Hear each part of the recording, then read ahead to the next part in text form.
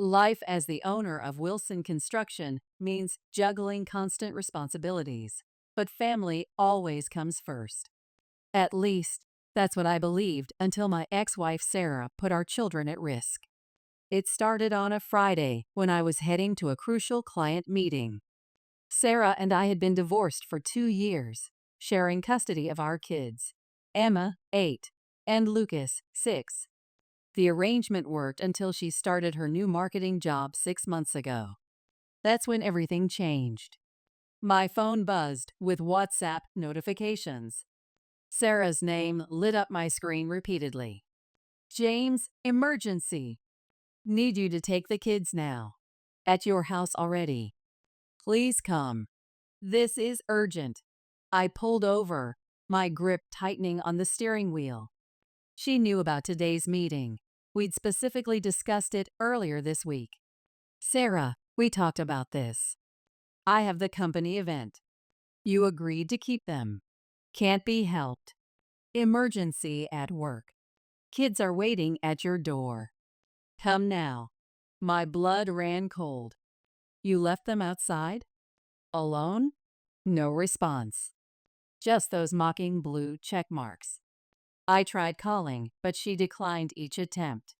Finally, I turned the car around, already drafting apologies to my biggest potential client. The image of my children standing alone on my doorstep made my stomach churn. At the house, they were huddled together on my front steps when I pulled up, Emma trying to look brave while holding Lucas's hand. My daughter, at 8, was already shouldering too much responsibility. Daddy, Lucas ran to me, tears in his eyes. How long have you been out here? I scooped him up, reaching for Emma with my free arm. Emma checked her pink unicorn watch, a birthday gift from last month. 20 minutes, I think. Mommy said she had to go to work, but she hesitated. But what, sweetheart? She was wearing her party dress, the sparkly one, and lots of makeup. Lucas nodded against my shoulder. She smelled like the fancy perfume. I swallowed my anger, focusing on getting them inside. Emma, ever observant, added, "She said not to tell you that part." Inside the house. Once inside, I got them settled with snacks and their tablets, a rare treat on weekdays, but I needed time to handle the professional fallout. My assistant Angela was understanding when I called. The Bronson development can wait, James. Family emergency trumps everything. I watched Emma and Lucas from my home office doorway while messaging the client. This wasn't the first time Sarah had pulled something like this, but leaving them outside? That crossed a line. My phone buzzed constantly with notifications. Client, we can reschedule for next week. Family first. Team, we'll handle the presentation. Take care of the kids. Sarah. Nothing. Complete silence. The incident would have been bad enough on its own, but it was part of a pattern. Ever since Sarah joined Marketage 6 months ago, she'd changed. New friends, all in their late 20s. Constant social media posts from clubs and restaurants. Last-minute cancellations of her time with the kids. Emma and Lucas had gotten quieter during transitions between homes. I'd noticed but hadn't pushed, trying to respect their relationship with their mother. Now I wondered what else I'd missed. Later that evening, while the kids watched TV, I scrolled through my phone, trying to piece together what had happened. Then I saw it. Sarah's latest Facebook post. My stomach dropped. There she was, champagne in hand at Club Azure, surrounded by her 20-something coworkers. Caption, surprise engagement party for Jessica. #workfamily, #besteamever. Timestamp, 30 minutes after abandoning our children. My hands shook as I typed a WhatsApp message. Nice party. Some emergency. Read instantly. 3 dots appeared. James, I can explain. Explain abandoning our children on a doorstep. For a party? Don't be dramatic. You got there quick enough. They could have been kidnapped, Sarah. What if I hadn't seen your messages? But nothing happened. They're fine. They're children, not accessories you can drop off whenever something more fun comes up. You're overreacting. Jessica's engagement was last minute. I stared at the casual dismissal of our children's safety, my decision crystallizing. The Sarah I'd known, the mother who'd once refused to leave Emma's bedside during a fever, was gone. This isn't the first time, is it? I typed. Just the first time you left them outside. Read. No response. At Club Azure. The club's music pounded through my skull as I walked in. Sarah's group was easy to spot. The loudest table, decorated with gift bags and champagne bottles. Her face drained of color when she saw me. James. Her voice cracked. What are you doing here? The celebration at her table died. 6 pairs of eyes turned to stare, all belonging to women at least a decade younger than Sarah. Congratulations, I addressed the woman wearing a new engagement ring. Jessica, right? She nodded uncertainly. I thought you should know how Sarah made it to your party. She told me there was a work emergency, then abandoned our 8- and 6-year-old children alone outside my house.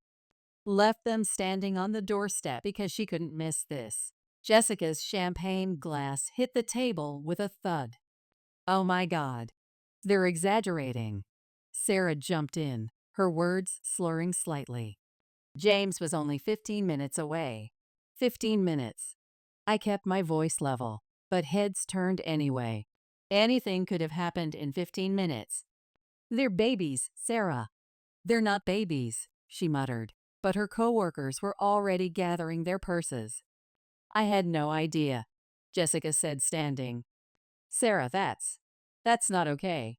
You don't understand, Sarah pleaded. I never get to have fun anymore. Because you're a mother. The words exploded out before I could stop them. It's not supposed to be all fun. They depend on us. One by one, her coworkers drifted away, leaving Sarah alone at the decorated table, surrounded by celebration debris that suddenly seemed pathetic. You've ruined everything, she hissed, mascara smearing. They'll never look at me the same. Good. I turned to leave. Maybe someone should see you clearly. Back home that night, the house was quiet except for the gentle hum of the dishwasher. After checking on the sleeping kids twice, I sat down with my laptop and began documenting everything. My phone kept lighting up with messages from Sarah. You humiliated me. My friends are ghosting me. How dare you show up like that? You've ruined my work relationships. Answer me, James. I silenced the notifications and opened a new email to my lawyer. Next morning, Saturday.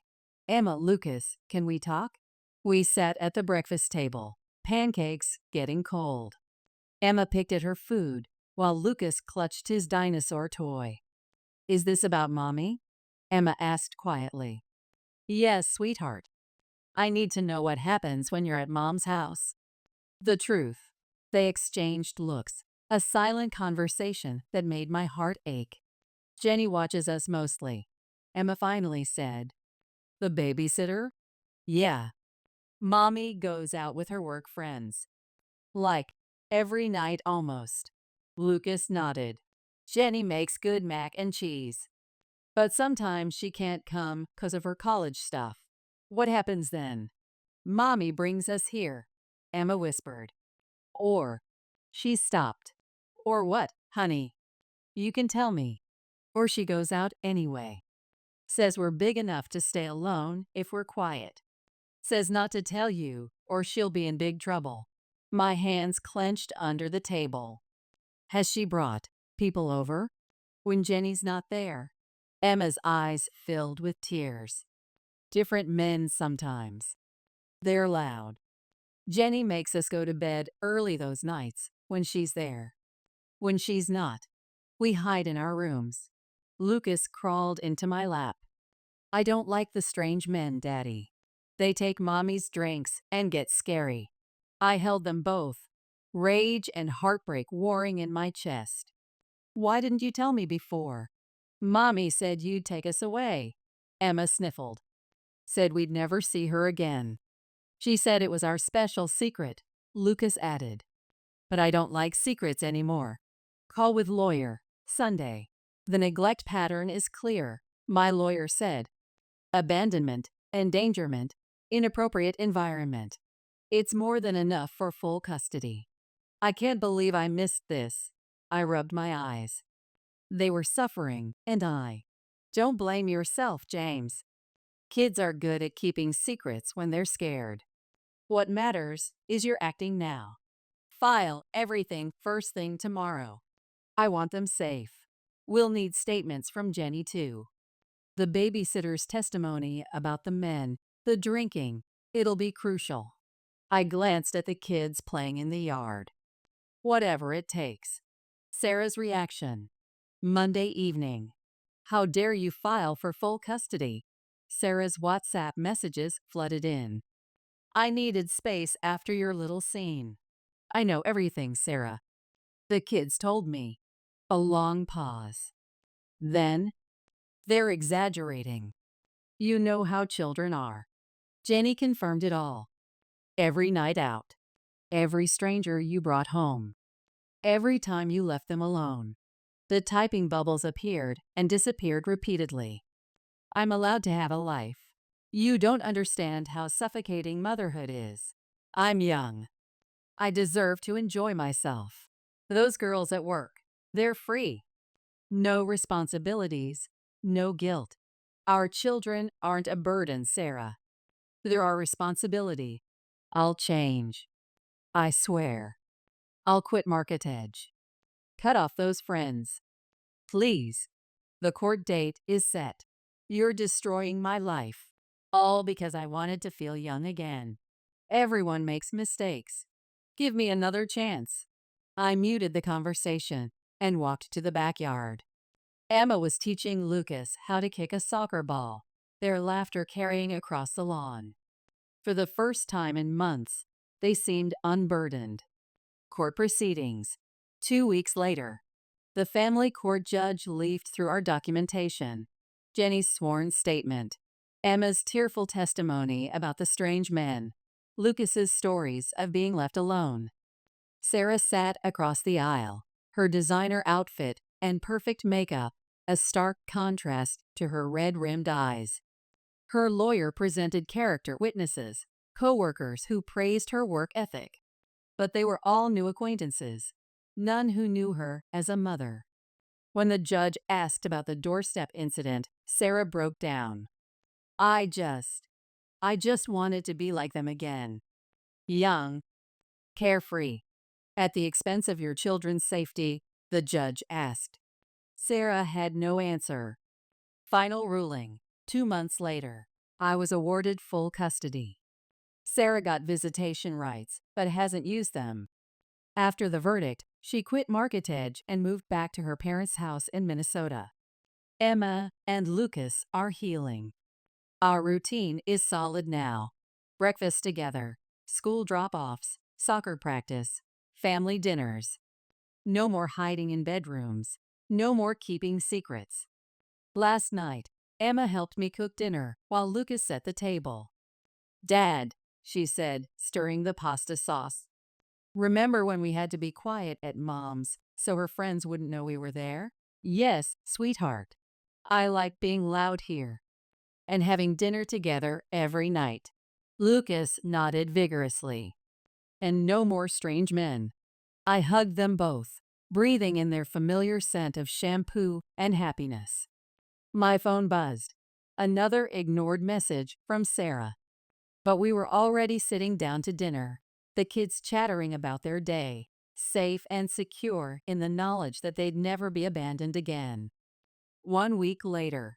I've had time to reflect on my decision to pursue full custody, and everything that's happened only confirms I made the right choice. Sarah's text messages have evolved from anger to bargaining. I've started therapy. My mom thinks I'm having a midlife crisis. Please just let me explain in person.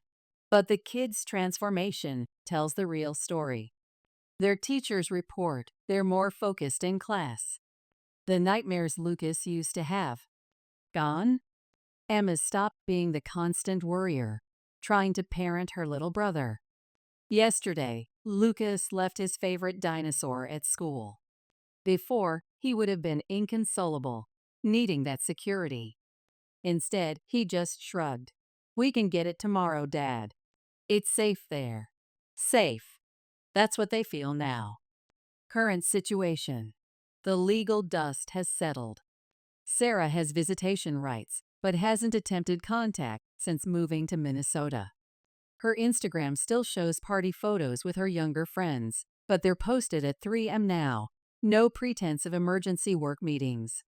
Sometimes Emma asks about her. Does Mom still work with Jessica? Sometimes Lucas wonders, will she come to my school play? I answer honestly, I don't know, buddy, but I'll be there. That's all they need to hear lately.